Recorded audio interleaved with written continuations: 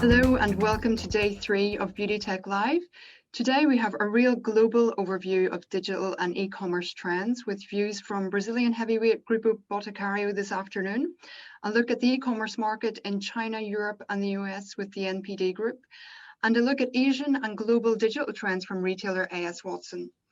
But first of all, we're going to concentrate on Asia, and I am delighted to welcome Dr. Wolfgang Bayer, who is Group CEO of leading Asia distribution company LuxAsia. Wolfgang is an expert in digital transformation and joined LuxAsia in 2016 with the mission of turning the company into a lifestyle omni-channel leader and adding e-commerce and digital capabilities to the company's brick-and-mortar foundation. Wolfgang is here to talk about one of the key issues in the market, omni-channel beauty, and how it will evolve. Wolfgang, thank you for being with us here at Beauty Tech Live. And I will leave you to present us to your vision of the future of omni-channel beauty. Thank you very much. Very happy to be here and excited to share some thoughts and answer any questions that come along. Let me start sharing. Perfect. So, excellent. So today we want to talk a little bit about the future of beauty omni-channel with a lens of Asia Pacific, but actually some really globally relevant topics. But let me first start with a few with an introduction about LuxAsia, and just need to make sure that is moving. Here it is, perfect. LuxAsia, like we already heard in the introduction, we are the leading omni distribution platform in Asia Pacific. We cover 15 markets by now, over 120 luxury beauty brands. You can see here the list, most of them in the skincare, fragrance area, but also color cosmetic as well as hair care. We have one fully integrated platform, which means we import, we have our own warehouses, we man the staff in the department stores, we run the own boutiques, we run the own e-commerce shops, and we also run the CRM around it. So with over 2,000 talents, 300 online stores, and 4,500 points of sales, we basically cover the whole of Asia Pacific. I'm the group CEO, and I would like to share some of those omnichannel insights today. What is omnichannel? Very often people tell me when I talk about omnichannel, they say, it's a buzzword. What are you talking about? Or some say it's a past word.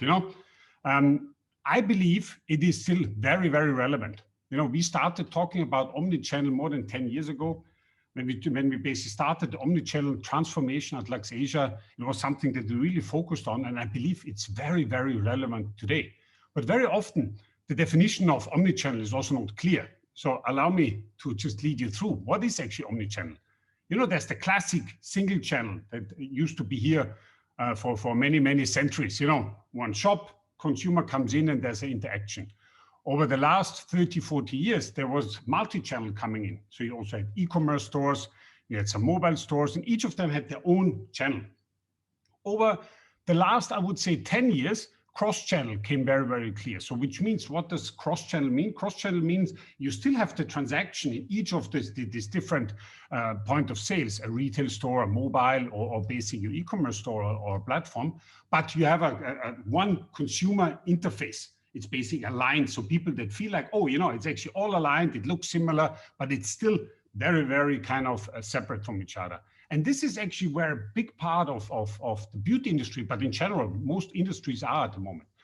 Omnichannel at the same time means a 360 view for the consumer where they can, in parallel, act in all of the point of sales. They can basically start shopping in online. They then look into the store, have all the data transformed, and then maybe even close it again somewhere else. So it's basically using in parallel all point of sales and having the ability to interact between them without losing the data. And this is where the future of e-commerce, where the future of beauty commerce is going to lie.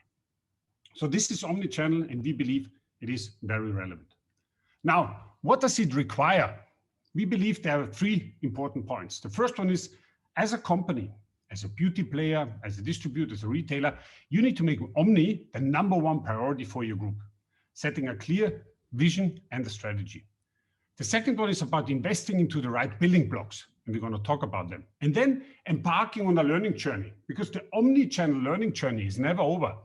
Also at LuxAsia, after 5 years, We know some more, but we certainly don't know everything. It's a trial and error and kind of getting there and really kind of, because technologies are evolving, consumer preferences are evolving, is a learning journey and something that means learning, failing, standing up and getting along. So allow me to talk about those three topics a little bit more. What does it mean setting a clear vision and a strategic plan? When we started the transformation 5 years ago at Luxasia, we made it the #1 priority for our group. We even changed our vision. We changed the group vision to be in line with omni distribution. We changed the way we talked. We didn't talk about traditional marketing anymore. We talked about digital marketing, CRM, data. We didn't talk about just local execution. We talked about regional tech backbones. We didn't just talk about brick and mortar stores anymore. We talked about e-commerce and omnichannel, which meant we changed the whole vocabulary that we talked about it so that every one of our 2,000 beauty enthusiasts, our beauty talents, knew we are serious. We now gonna talk about omnichannel, and everyone in the whole company needs to adapt to the new reality in the market. Now, 5 years forward, it has allowed us today to grow from a focused brick and mortar retailer to a beauty omni distribution platform. So we used to be long-term brand builder, strong network of offline trade partners, focused on best-in-class luxury retail execution and the local market execution that was driving the results. But now we're adding omni-brand long-term brand building, strong partnerships with e-commerce, consumer-centric views about what's happening, digital frontliners. Our frontliners are now also digitally enabled, so they understand how they interact with the consumer, how they get the consumer data, how they derive recommendations on what to sell to the consumer, also with digital backbones. Social and digital marketing is now converting the omni business, and consumer data are being analyzed. Recommendations are being generated as we speak with a CRM, consumer relationship management tool, and artificial intelligence brain that allows us to get more and more data. And the more and more data we get, the more insights we get, so that we know when and how to interact with our consumers, what products to bring in, what trends to follow. The result of the whole thing, you see it at the bottom, means we grew 2 times the market growth. So twice the market growth over the last 5 years. That is the result of omnichannel. When you really go in sync with what's happening with the consumer, brick and mortar, as well as e-commerce, and how you combine it, the results follow. Second point, very important, is once you have set the new vision very, very clearly and said, this is where I want to go. Omni is very, very important to me. Then you invest into the right building blocks. There are 4 building blocks that we see. 1 team. People is always first. The talents need to be first, because who's going to use the tech? Who's going to build the tech? I have many conversations, about omnichannel, where people say, you need to put the tech first and tech is most important. And I'm always saying about who's going to use it, who's going to implement it, who's going to serve the consumer, who's going to make sure it's there. So we always start with the team. Secondly, 1 consumer. You need to understand the consumer view, kind of. The consumer needs to be understood across the whole company. It cannot be kind of just a distinct individual somewhere. Everyone needs to start understanding and how to interact with the different types of consumers. 1 network, brick and mortar, online, social media, you name it, everything needs to start to merge into 1 network that basically interacts with each other and feed off each other. Because especially in beauty, in your sensory industry, brick and mortar will always be important, but online is too. So how do you merge the 2? And then 1 platform, 1 backend. In the backend, there's a lot, quite often overlooked, that omnichannel is 50% backend, 50% frontend. So the platform behind also needs to work, because if this is not interlinked, it is very, very difficult to deliver omnichannel to the consumers. So let's start with the 1 team. 1 team, 3 points here: talent, diversity, and mindset. We are very proud that we are a very diverse group of people. We believe that we are stronger together. When you look at our 2,000 talents, we are an Asia-Pacific player, but we have 25 nationalities, speak more than 30 languages. We have 66% millennials and General Z, 70% women, and 60% of our senior top management are also women. So it's a very diverse group. And the way we got there over the last 5 years was really that we welcomed and integrated talents from outside the beauty industry too. We basically looked at new skill sets that typically we would not have hired in the beauty industry. But we basically said, oh, we need that. We need a different perspective. We need an out-of-the-box view. And then we role model. I talked at the beginning about it, fail fast, learn fast mindset. Omnichannel is also about failing. It is about learning, of course, but first you need to fail. Because if you don't push the boundaries to try really things out, to get the consumers integrated, to try to bring systems together, you will never push the boundaries of your thinking. And so we truly believe at the very top of the company, we start reporting about what did not go so well first, before we talk about all the beautiful things that we have achieved. So talent, diversity, and mindset. Very important to start omnichannel. Otherwise, you have the silo views and you can't break out of them. Second point, one consumer. Triple down on consumer relationships. We have a mantra. Capture, analyze, predict, repeat. Capture, analyze, predict, repeat. That's basically how we think about consumer data and consumer insights. We capture them, we analyze them, we predict them, and then make sure the consumer comes back. Because the repeat purchase is the true testament of a good CRM system. 3 key points that I would like to share here on that. Invest into CRM. Double or triple your investments into CRM. So whatever you have planned today, double or triple it, because it will pay off. It is so important. Leverage cloud technologies and software as a service for speed for implementation. There are very good companies around that already have suites ready to be plugged in. You need the people, but the technology is available. Don't build your own kind of big kingdoms and castles. Use the ones that are already proven out there. Focus data quality over data quantity. Only the right insights give you the right data, give you the right insights. Garbage in, garbage out. Data collection is an organization-wide goal. You know, we talk about in our leadership team every month about the data collection in every point of sale to understand how many have we captured, how many are verified, how many are really usable. Because you can quickly get lots of data, but you know, if they're not verified, if they're not real data, it doesn't help. And then set the right metrics, break the silos down. Very often still people talk only about ROI, return of investment. That is a good metric. It's a basic metric and an important metric when you talk about investments, especially in the beauty industry, but it clearly alone does not work anymore. You need to add in kind of purchase rate, repeat purchase, NPS scores, you know, customer acquisition cost, average basket size. You need to expand the vocabulary on and what you measure in order to really understand where your consumers are going and how your marketing and how your sales is working. Because otherwise, you know, you have a very singular view and it's not an omni view. It's not a consumer view that is out there. So invest, data quality, and set the right metrics. If you do that, things can happen. This is an example here from us. You know, we were able to map and analyze the full customer lifecycle with us. You know, we have different customer journeys, we have different triggers where people come in, and with 35,000 options, we can basically map all the consumers that we find, depending on where they are. Are they just aware of a product, have they purchased but didn't come back? Are they now in a cycle that they should actually replenish? And with that, we generate the insights to give online marketing, to give offline marketing, to brief our beauty advisors in the stores. And you know, by now we are capturing 30 to 40,000 of those insights every month. And we're able to get, for example, a very good example of how it worked was we were able to reactivate a consumer that has not purchased on any of our platforms for 1,800 days.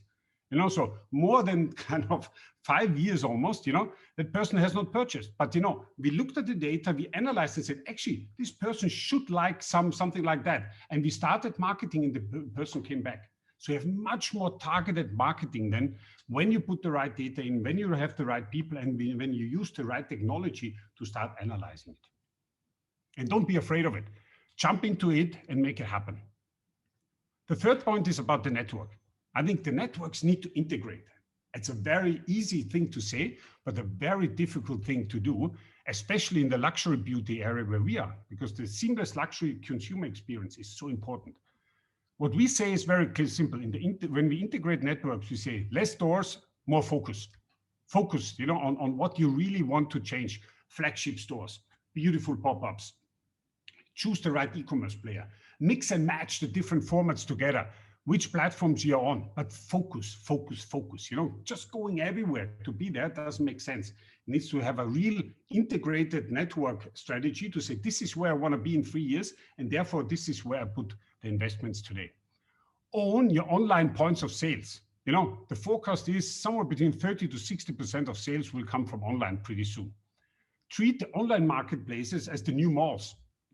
It's very hard sometimes. People say, oh, I can't own my online point of sales on a marketplace. Yeah, that's true. The marketplaces basically own the consumer data, but you can build up shopping shops. You can make sure that you combat fakes. You can make sure that you kind of add on services like virtual beauty advisors and everything else to make it again your point of sales. Have certain consumer feedback. So there are ways around it that everywhere. Never give up. Try to find ways that everywhere you are represented as a brand, you own that experience, and you make sure it is surrounded by the way your brand should be represented. And then replicate luxury digitally. Because obviously, brick and mortar as an industry, we have learned very, very well to sell luxury. That's what we're here for. That's what we have been here for more than 100 years. But now it's about how to replicate it. There's two things that we really now pushing very hard: supercharge sampling. Sampling is so important. Why is it important? Because it's a sensory industry. People still want to smell, try out the cream, and this is how you convert. But the traditional way of having the samples is actually not anymore how it works, because the traditional way was typically pretty expensive testers that were put up in the store. What we now need is simple ways, efficient ways that we can mail out, that we can mail to many people so that we get the smell out, that we get the texture out and all of that. So sampling is a key point in Omnichannel to really get the luxury experience in there. And the other one is innovative services, concierge services where people kind of can gather things together, white glove delivery if it's kind of up to your brand standard. So one can play around, and there's so many solutions available already today to plug and play and really start to replicate luxury in the digital world too. I would like to share two examples on that network part. One is our own end-to-end e-commerce enablement platform. What we have built is a platform across Southeast Asia, Hong Kong, Taiwan, Australia, and India to enable brands to go e-commerce very, very easy. That means we basically have just one plug and play. If someone comes to us, you can see the brands here. We have over 70 brands, our core brands from SK2 to Bulgari to Aveda and many, many more. But we also have now recently gained some traction outside of the beauty industry, with Disney, Lego, Hasbro, and many, many more. So it's very, very interesting to see that the brands are looking and brand partners are looking really for simple solution to go online. What is the advantage of that end-to-end e-commerce enablement platform that we've built over the last 3 years? It's fully integrated into the inventories of the brands.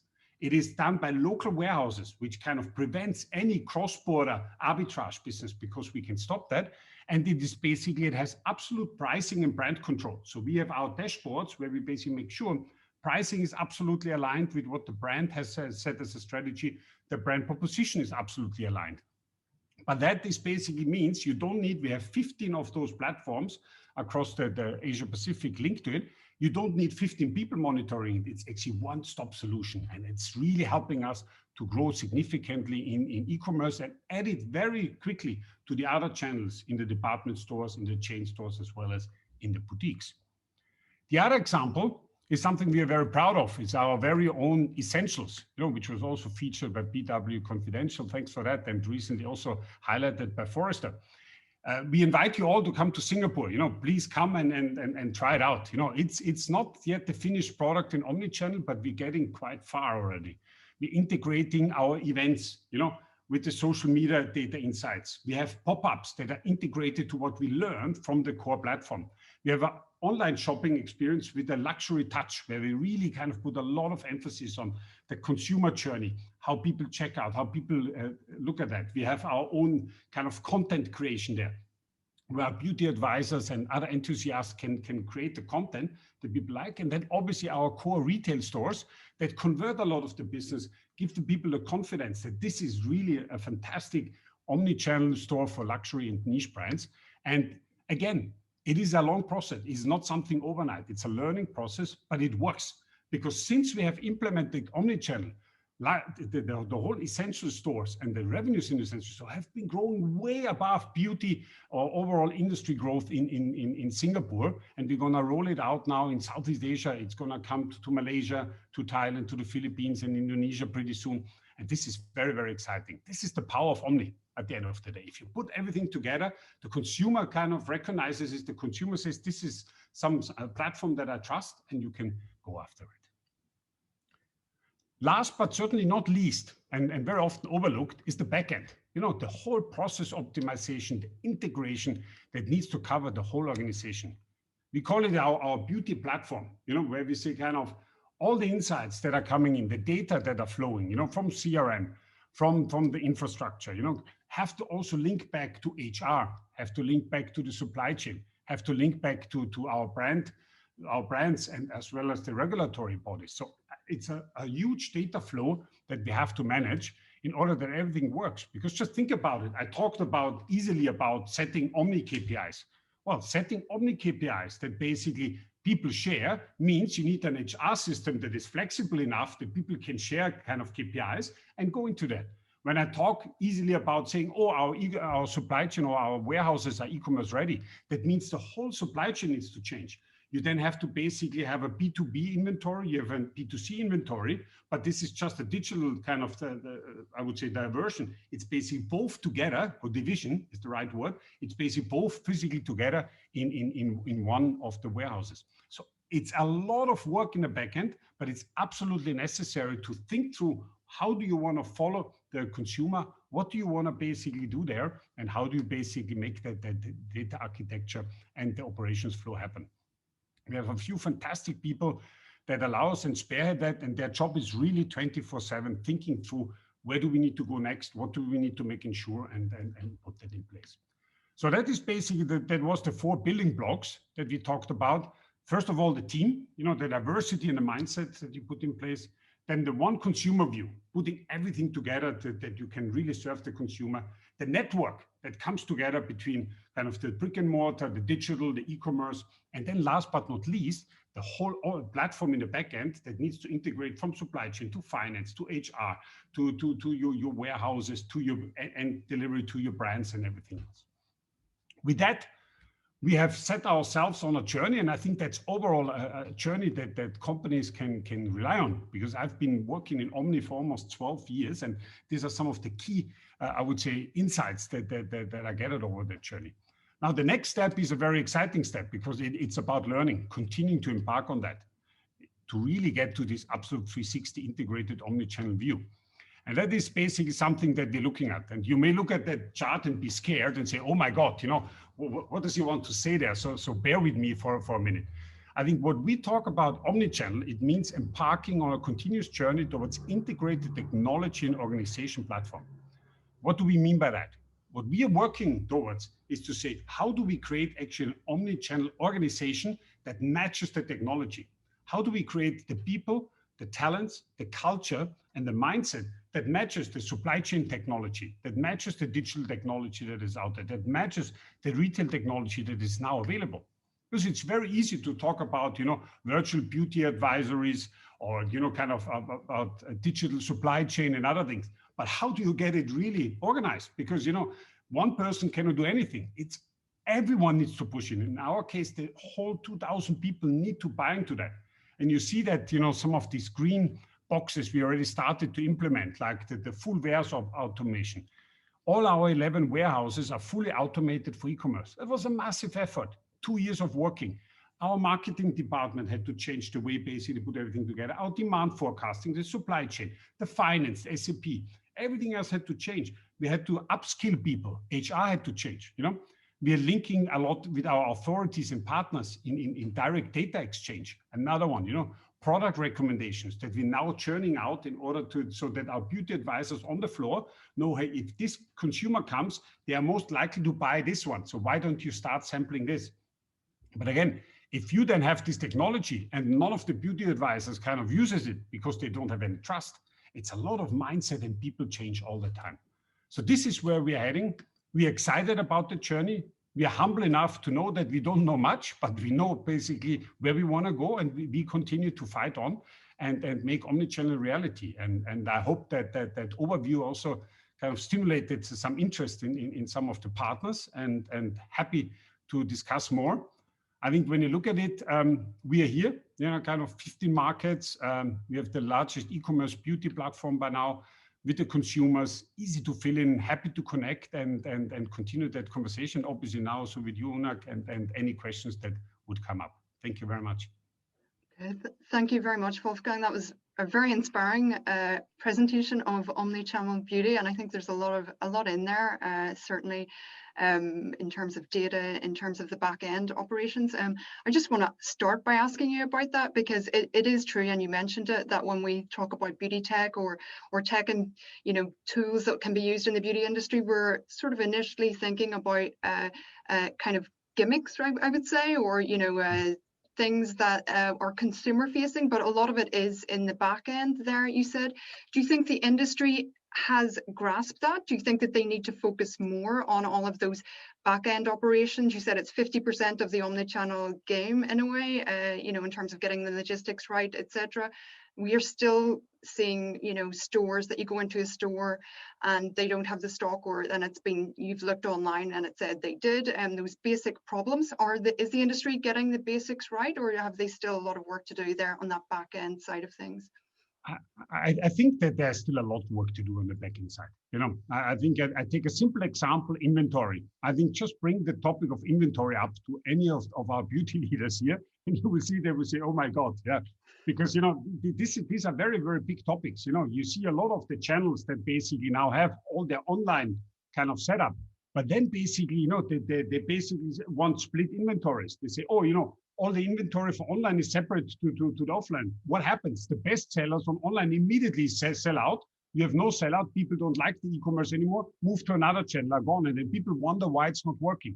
Versus basically putting virtual inventories in place where you can tap into the whole inventory. So I think that whole topic about backend, as you rightfully said, it's easy to brush it up. Oh, I have now an e-commerce website. I have some tools. I have QR code in my retail store. Yay! I think all together as a full ecosystem, and that includes also us, we need to make sure that the backend works seamlessly. And once that works, magic happens. And we see that in our Essential store. As I said, we are not there yet, but where we're able to invest and able to experiment, it is really beautiful how you see things working out. But for at least 18 to 24 months, it was working under the hood. The car looked the same. And everyone was saying, what are you doing? So it needs a certain amount of patience, but it's absolutely the right focus. You're right. Okay. And you said there about the split of the market. You see online coming to represent between 30 and 60% of sales there.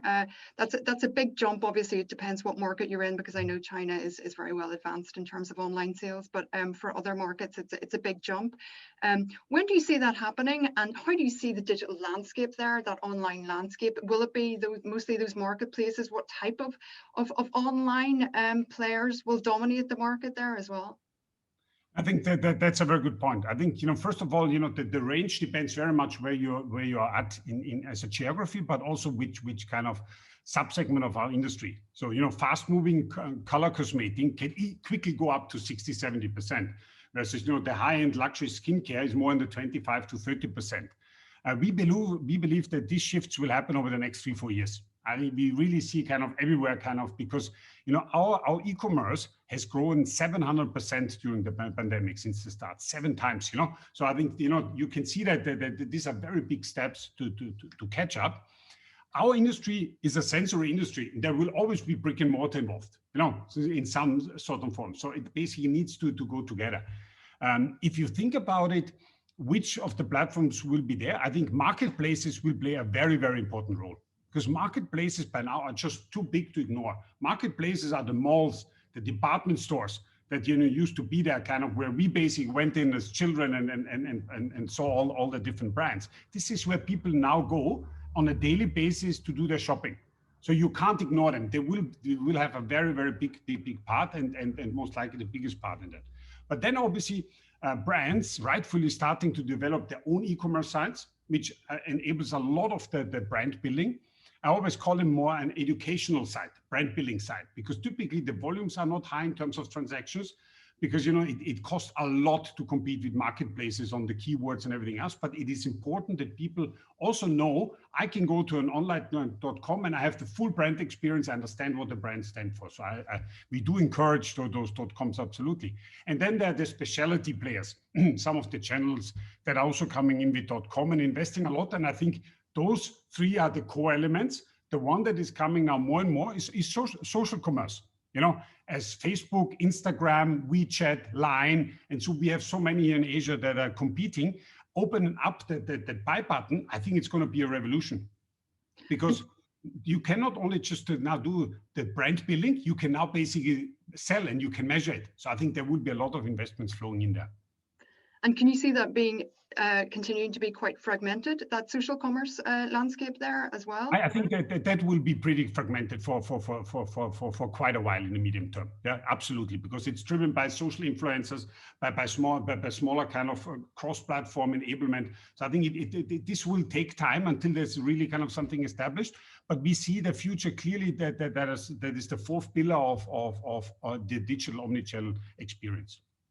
That leads me to my next question. With the emergence of more of these forms of e-commerce, does that mean it's going to be a lot more difficult, a lot more expensive for brands to manage their business across a growing multitude of platforms? And I mean, how can brands manage the volatility there? Because obviously, an influencer could talk about a product one day and the demands can be unbelievable. And how do you manage that? Making sure that you have the product in stock, and the following week the product that's being talked about can be something completely different.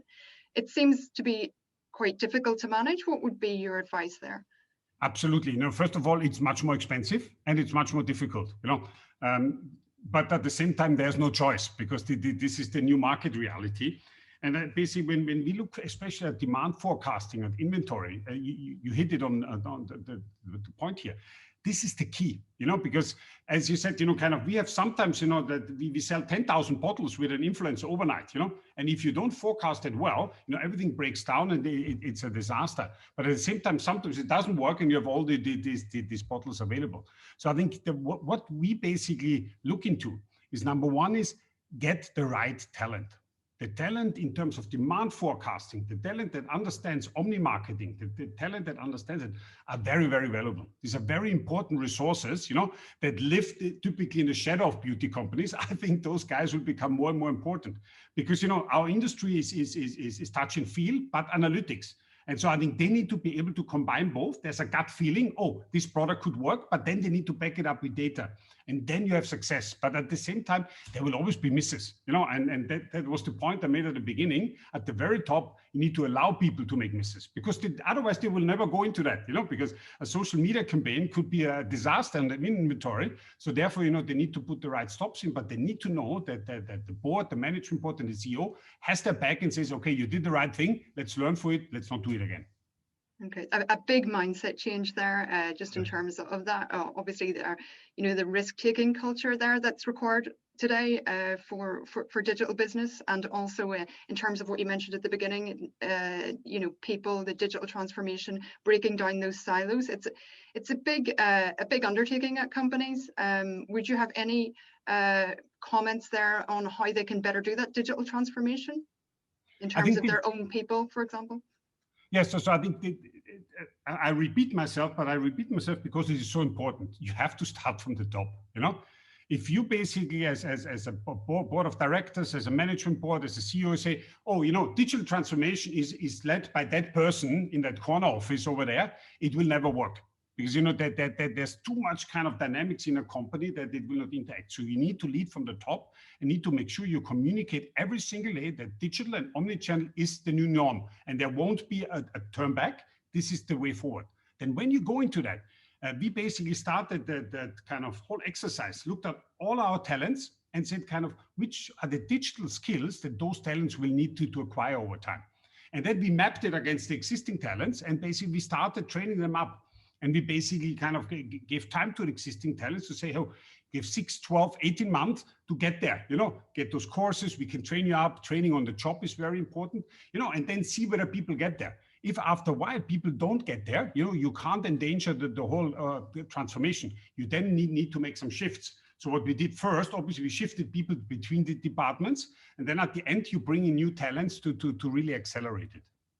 Okay. You put a strong focus on data and on CRM, obviously. To what extent really is that data informing your strategies in terms of forecasting, predicting consumer behavior, marketing strategies, etc.? And we're hearing a lot about how important data is, obviously. But as you said, you have to use the data because there are companies that have reams and reams of data, but it's not really exploited that well. How can companies better exploit the data that they have to really inform their strategies?